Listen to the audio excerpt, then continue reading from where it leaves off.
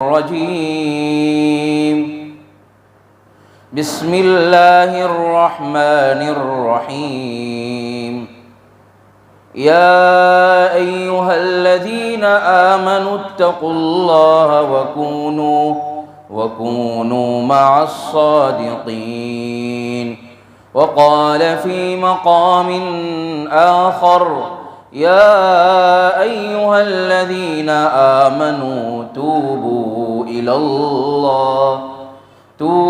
إلى الله توبة نصوحا صدق الله مولانا العظيم۔ اے خفتہ دل بیدار شو بیدار شو بیدار شو، دریاد حق مشغول شو مشغول شو مشغول شو۔ اے سوئے ہوئے دل جاگ جا اور اللہ کی یاد میں مشغول ہو جا۔ کب تک اللہ کی نعمتوں کو کھاتا رہے گا، پیتا رہے گا، پہنتا رہے گا اور اللہ کی دھرتی پر اللہ کو نافرمانی کے ساتھ اللہ کی زمین پر چلتا رہے گا۔ عزیزو دوستو یارو یہ دنیا دار فانی ہے، عزیزو دوستو یارو یہ دنیا دار فانی ہے، نہ دولت نہ دھن نہ زر ساتھ جائے گا، فقط تیرے ساتھ کفن جائے گا۔ محبت سے عظمت سے درود پاک پڑھ لیجیے۔ اللہم صلی علی سیدنا محمد وعلی آل سیدنا محمد وبارک وسلم۔ اللہم صلی علی سیدنا محمد وعلی آل سیدنا محمد وبارک وسلم۔ اللہم صلی علی سیدنا محمد وعلی آل سیدنا محمد وبارک وسلم۔ بزرگان محترم، عزیز نوجوانوں، رمضان کا مہینہ ابھی ہمارے سر سے گزرا ہے۔ رمضان المبارک میں ہم نے قرآن کریم کی تلاوت کی، رمضان المبارک میں ہم نے صدقات و خیرات اللہ کے راستے کے اندر بہت سارا لٹایا، ہم نے روزے رکھے، نمازیں پڑھی، تلاوتیں کی، اللہ کے سامنے روئے تڑپے۔ رمضان المبارک میں جو رحمتیں برکتیں اترتی ہیں وہ باقی مہینوں میں نہیں اترتی، لیکن جس کا جیسا رمضان گزرا ہوگا اللہ اس کو پورے سال اس کی توفیق نصیب فرمائیں۔ اب جو رمضان میں ہم نے جو عبادتیں کی تھی، رمضان المبارک میں ہم نے جو اعمال اور جو نیکیاں کمائی تھی، اب رمضان کے بعد ہم کو اس کو باقی رکھنا ہے۔ اب رمضان میں ہم قرآن کریم پڑھتے تھے، نمازیں پڑھتے تھے، فجر کی نماز پڑھتے تھے، ظہر عصر مغرب ہم پابندی کرتے تھے، تو رمضان کے بعد بھی ہمیں پابندی کرنی ہے۔ ابھی ہمارا جو ہے یہ ہمارا دل ایمان سے ابھی بھرا ہوا ہے، نور سے بھرا ہوا ہے۔ اب یہ ہے کہ اب دنیا کے کاموں میں لگے گا۔ بے شک رمضان میں اللہ کی رحمتیں اترتی ہے، شیطان قید ہوتا ہے، تمام دروازے جو ہے گناہوں کے وہ بند ہوتے ہیں، تو انسان جو ہے گناہ نہیں کرتا کیونکہ شیطان قید ہوتا ہے۔ تب دل میں ڈر رہتا ہے کہ بھائی میرا روزہ ہے، رمضان ہے، میں گناہ نہیں کروں گا۔ اب یہی کیفیت، یہی ہماری سوچ رمضان کے بعد بھی بن جائے۔ اب یہ ہم نے نمازیں پڑھی، ہم کو مزہ آیا، ہم نے روزے رکھے، تلاوت کی، ہم نے مزہ آیا۔ اب ہمارے دل میں سوال ہوتا ہے کہ رمضان گئی، وہ جو ہے رمضان کی رونقیں، نماز کی پابندیاں اب وہ نہیں ہو رہی ہیں مولانا، اب ہم کیا کریں؟ ہم ذکر کر رہے، اللہ اللہ کر رہے، تسبیح پڑھ رہے، جو ہے دین کی باتیں کر رہے، لیکن مولانا نماز جو ہے دل نہیں لگتا، نماز میں دل نہیں لگتا۔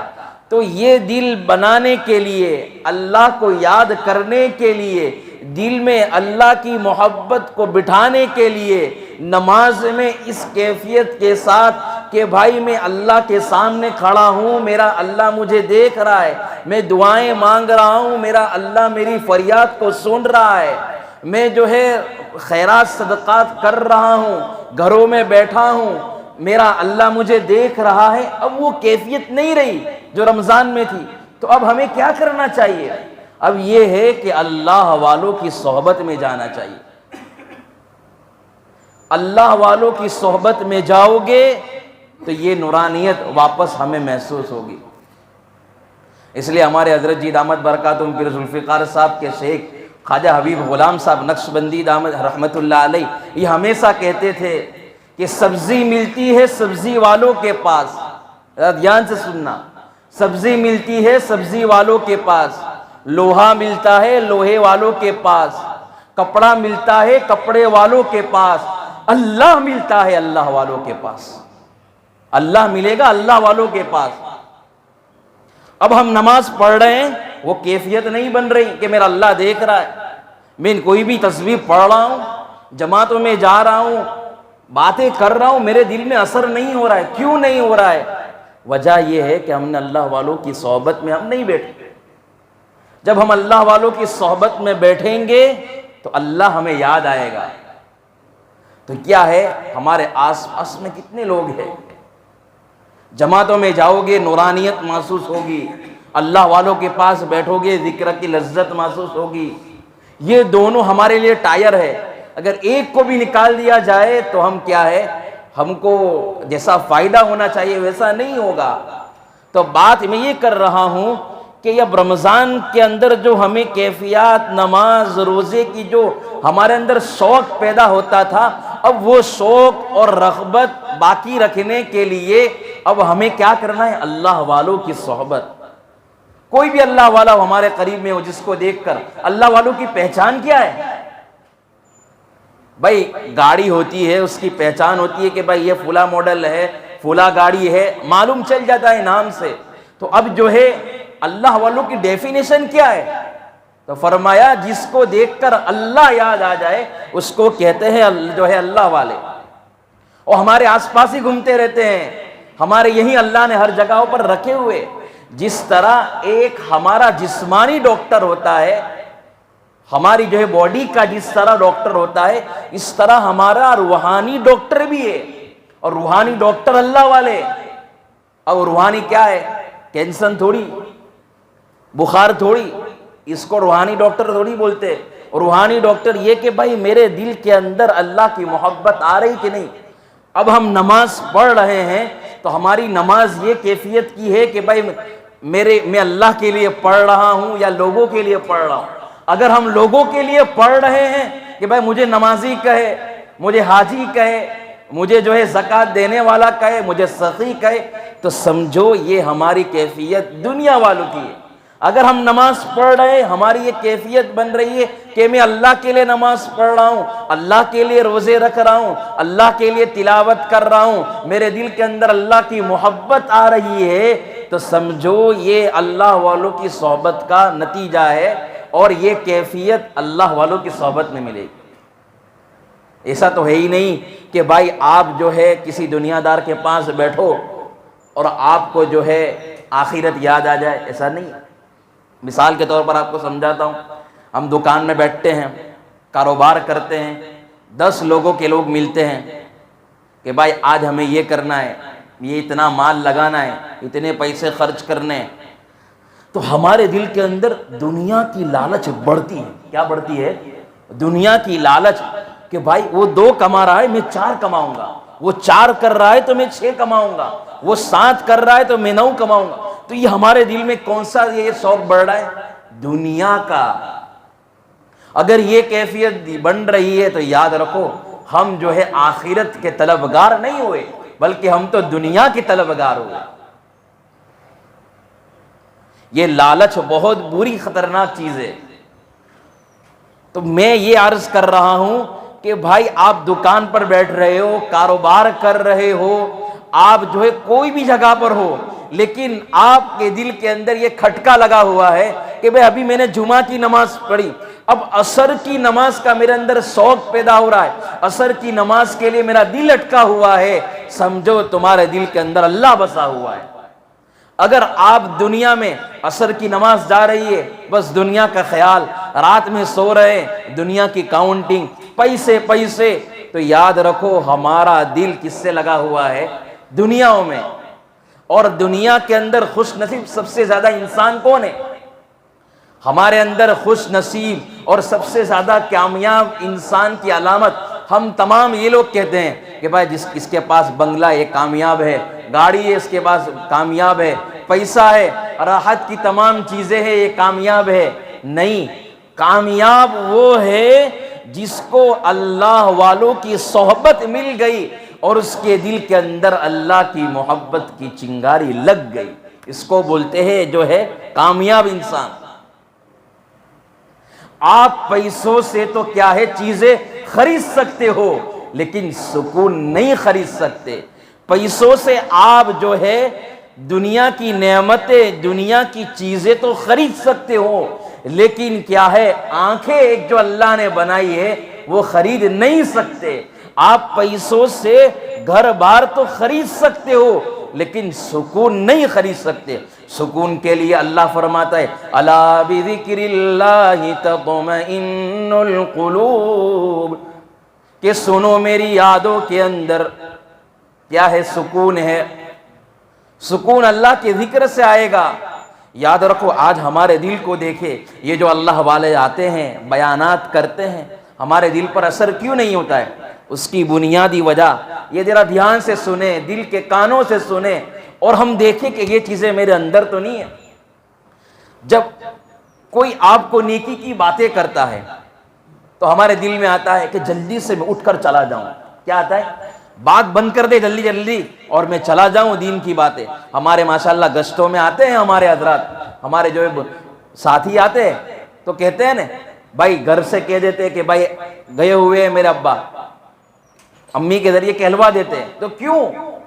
اس کی گھر میں ہونے کے باوجود بھی دل نہیں لگ رہا، تو اس کی سب سے پہلی وجہ ذرا دھیان سے سنو کہ جب انسان گناہ کرتا ہے تو گناہ کرنے کی وجہ سے اللہ اس کے دل پر ایک سیاہ نقطہ، کالا نقطہ لگا دیتا ہے۔ جب انسان واپس گناہ کرتا ہے تو دوسرا نقطہ اس کے دل پر چڑھ جاتا ہے۔ جب انسان واپس گناہ کرتا ہے تو تیسرا نقطہ اس کا دل کالا ہوتا ہے۔ جب جو ہے کالا ہوتے ہوتے جب گناہوں میں زندگی گزارتا ہے تو اس کے دل پر جو ہے اللہ پردے ڈال دیتے کہ اس کو نیکی اور نیکی کے باتوں میں، نیکی کے کاموں میں اس کا دل لگ نہیں لگتا۔ تو گناہ کرتے کرتے اس کا دل کالا اور اس کے جو ہے کانٹ لگ جاتا ہے۔ پھر جب انسان گناہ ہی کر دیتا ہے تو گناہ کرتے کرتے اللہ ہماری حفاظت فرمائے، اللہ اس کو ایمان کی دولت سے بھی محروم کر دیتا ہے۔ کتنے ایسے ہوگے کہ ظاہر میں مسلمان ہوگے لیکن ان کا ایمان نکل چکا ہوگا۔ کتنے ایسے ہوگے کہ بھائی وہ نماز پڑھ رہے ہیں لیکن جو ہے نامہ اعمال میں بے نمازی لکھا جاتا ہوگا۔ کیوں؟ وجہ یہی ہے کہ ہمارا دل کالا ہو چکا ہے، ہمارا دل گندا ہو چکا ہے۔ تو پہلی چیز یہ ہے اللہ والوں کی صحبت میں جاؤ۔ جب اللہ والوں کی صحبت میں جاؤ گے دنیا پلٹ جائے گی، دنیا بھی بدل جائے گی، آخرت بھی بدل جائے گی۔ ایک شاعر کہتا ہے نگاہ ولی میں وہ تاثیر دیکھی، بدلتی ہزاروں کی تقدیر دیکھی۔ اللہ والوں کی صحبت میں بیٹھو گے دل بدل جائے گا، مردہ دل زندہ ہو جائیں گے۔ آج ہمارا دل مردہ ہو چکا ہے۔ مردہ ہونے کا جسم کے اعتبار سے جو ہے آپ کو جو دفن کر دیا جائے گا، ہمارے ماں باپ ہم کو دفن کر دیں گے، لیکن جسم تو ہمارا ختم، لیکن ہماری روح تو وہ زندہ رہے گی اور وہ روح اللہ کے پاس جائے گی۔